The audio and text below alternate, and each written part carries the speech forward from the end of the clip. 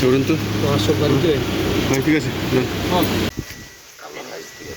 কালো হাইস গাড়ি দেখে ধরে ইউটিউবে দেখতে করেছিলাম সারারা এখানে এসে ঠাস করে নেমে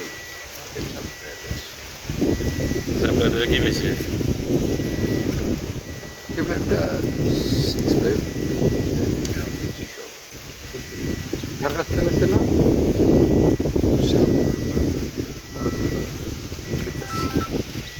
এই ভাই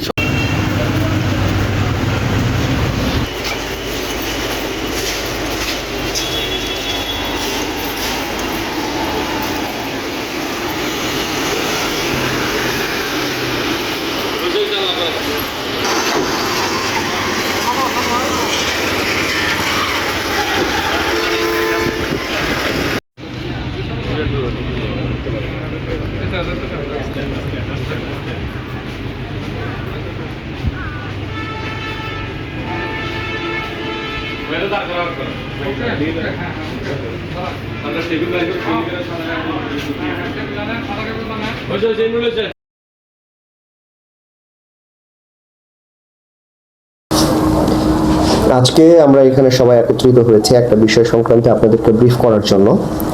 আমাদের মূল বিষয়টা হচ্ছে একটি বিদেশি পিস্তল, একটি ম্যাগাজিন ও 3 রাউন্ড গুলি সহ একজনকে গ্রেপ্তার করেছে গৌরীপুর পুলিশ তদন্ত কেন্দ্র।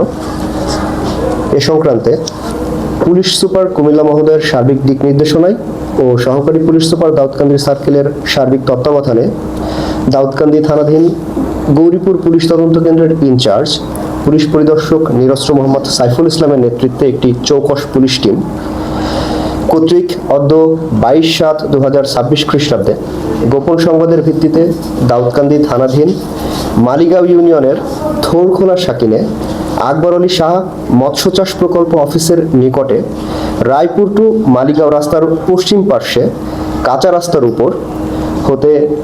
আপনারা দেখছেন মেঘনা টিভি, সত্যি সন্ধানে সবসময়।